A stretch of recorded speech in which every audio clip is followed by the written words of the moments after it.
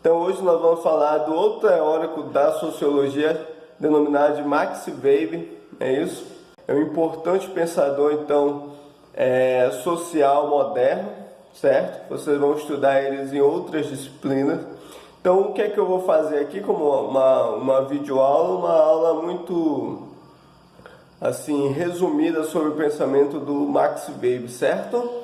Então, comparando o Weber com outros teóricos da sociologia, com outros clássicos da sociologia, vocês vão perceber que o Weber ele aparece no pensamento social do mundo, né, um século depois de Marx e Durkheim, certo?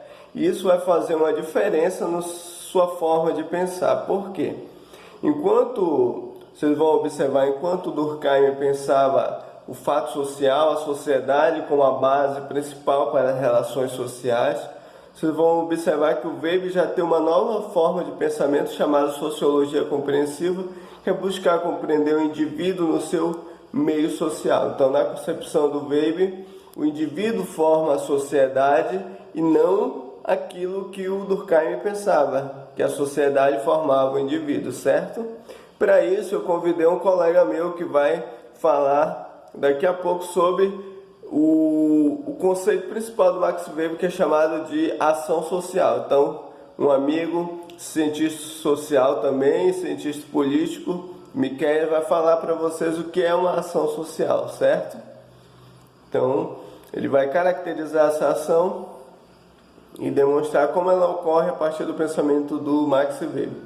Outro ponto importante é a análise que o Weber vai fazer sobre o Marx, tá? Então, o Weber tem as críticas sobre o Marx e elogios também.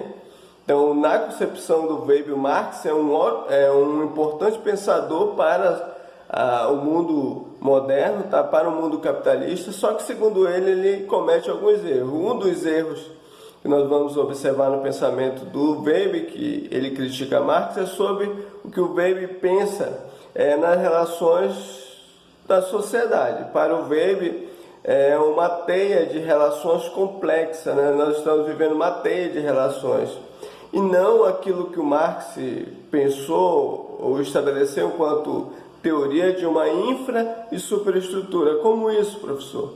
A superestrutura estaria as relações sociais, né? As relações culturais, religiosas, políticas, e na base chamada de infraestrutura estaria tendenciando essas relações os viés econômicos, o poder burguês, certo? Então, o Weber ele vai criticar essa estrutura que o Marx chamava de infra e superestrutura. Para o Weber não existe uma infra e superestrutura, existe uma teia de relações onde essas relações estão pautadas por relações econômicas, políticas, culturais e religiosas, certo? Então, falando em teoria religiosa, vocês já ouviram falar dessa obra do Weber, não é isso? Então fica muito claro na obra Ética Protestante e Espírito do Capitalismo como a religião interfere na vida dos sujeitos na Alemanha, certo? Então, para justamente desconstruir aquilo que o Marx pensava sobre o que talvez o Weber chama de um determinismo econômico. Então aqui vocês vão observar quanto a religião vai interferir nas relações produtivas, nas relações de trabalho da sociedade alemã, certo? E aí eu marquei um trecho aqui que eu vou ler para você rapidinho, tá? Para já chamar o amigo Miquel para falar um pouco sobre o Weber para vocês. Então, na página 19 desse livro, o autor vai pontuar o seguinte: o espírito do capitalismo, aí alternativa A, homens de negócios e grandes capitalistas, ou seja, quem tinha esse espírito a investimento, a relações econômicas alemã, ele era um homem de negócios. E a alternativa B, operações eram operários qualificados de alto nível, pessoal especializado. Então, eram seres que já tinham uma capacitação ao trabalho, tá? Tanto tecnológica quanto comercial. Então você observa aí uma tendência à preparação ao mundo do trabalho, pelo viés dentro das concepções talvez alemã, né, do pensamento interferido pelo pensamento calvinista e tudo mais, de que o trabalho dignifica o homem. E os componentes sociais que unem tanto o operário que nasceu para o capitalismo quanto o operário que nasceu no sentido, entre aspas, está preparado à produção. Tá? Outro ponto que o Weber vai destacar é a sua ética protestante. Que ética é essa? Então ele vai dizer que a ética é um estilo de vida daqueles que professam o protestantismo e que oferece o espírito do capitalismo.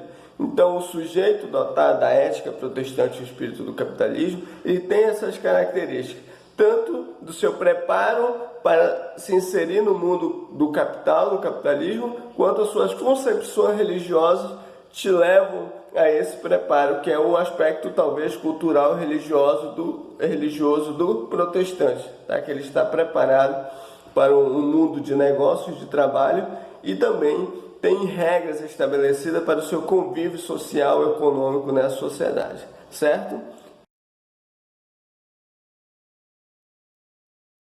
Olá, Giovanni, boa tarde. Desde já agradeço o convite. Meu nome é Miqueias Marques, eu sou sociólogo da assistência social do município de Macapá. Trabalho também como um consultor político pela Odisseia Consultoria Política. Mas vamos lá, tentar contribuir para o conteúdo. O Max Weber, ele tem uma grande notoriedade entre os clássicos da sociologia, porque assim como os demais, ele se preocupou em estabelecer um objeto e um método para os estudos sociológicos. Para ele, o objeto deve ser o estudo da ação social e o método deve ser o método compreensivo. Isso que ele chama de ação social e método compreensivo vai ser trabalhado por ele aqui nessa obra. É a obra de fôlego dele, Economia e Sociedade. Ele vai chamar isso de sociologia compreensiva. Diferentemente do Emile Durkheim, que estabeleceu o fato social como o principal objeto sociológico, o Weber acredita que o estudo da sociedade deve partir do indivíduo, deve partir da ação social individual, particular. É isso que ele vai chamar de individualismo metodológico, porque o estudo das sociedades deve partir do particular, do indivíduo, que para ele é o sujeito agente. Se as comunidades, se as sociedades, se os grupos, se as associações, as instituições existem, é porque nós, no nosso cotidiano, nós damos vida ao social. Então, aqui nessa obra Economia e Sociedade, o Weber vai definir a ação social da seguinte forma: a ação social é a conduta humana dotada de sentido e subjetividade. O que significa isso? Nós, no nosso cotidiano, nós tomamos uma série de atitudes, condutas e comportamentos que o Weber ele conseguiu caracterizar. Para ele existem 4 tipos de ações sociais que o sociólogo ele pode estudar, né, no cotidiano. A primeira delas é a ação social com relação a fins, a segunda, a ação social com relação a valores, a terceira, a ação afetiva e a quarta, a ação social tradicional. As duas primeiras, a ação social com relação a fins e com relação a valores, elas apresentam uma alta carga de racionalidade. Existe um cálculo estratégico por trás. Ele dá o exemplo, na obra Economia e Sociedade, da pessoa que faz investimento nas bolsas de valores. Ele faz esse tipo de investimento porque ele tem a expectativa de que ele terá um retorno financeiro nessa transação comercial. É o caso também de uma ação social que nós praticamos no nosso cotidiano. Por exemplo, é o simples fato de nós irmos à padaria comprar pães. Esse é um tipo de relação monetária. É o fato de nós irmos, por exemplo, a uma importadora, adquirir determinados objetos e mercadorias. É por isso que quando vem à nossa cabeça a palavra mercearia, supermercado, importadora ou até mesmo uma padaria, nós temos uma expectativa de que lá, nesses locais, nós vamos encontrar determinados produtos específicos. Então, se um comerciante ou dono de qualquer empreendimento ele faz o abastecimento de sua loja, é na expectativa de que ele vai lucrar. Contudo, o meio para alcançar isso é a relação monetária que ele vai estabelecer com o consumidor. E se um consumidor ele vai a determinado estabelecimento, como por exemplo a padaria, é porque ele vai ter a expectativa de que ele vai encontrar aqueles produtos. Ou seja, percebam que a ação social do indivíduo tem sempre essa carga subjetiva e um sentido visado. É por isso que a ação social ela vai ter essa característica. A minha ação ela vai estar sempre orientada para a conduta de outro indivíduo ou outros grupos. Ou seja, em Weber, o que vai dar vida às sociedades é justamente esse entrelaçamento de ações sociais que acontecem no cotidiano e que vão desdobrar em relações sociais. É o caso também da relação professor-aluno, que existe esse grau de racionalidade, seja relacionado a fins, quando eu vou à escola, ou ao Instituto Federal, ou à universidade, a uma faculdade buscar conhecimento.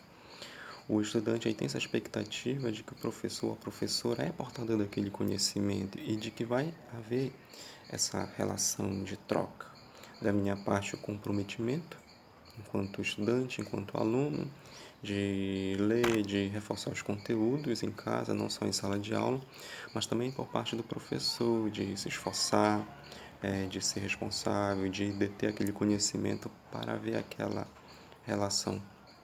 Assim também como o professor ou a professora, eles têm essa expectativa de que os alunos estão fazendo reforço dos conteúdos, estão estudando em casa, leram um texto, algo do tipo.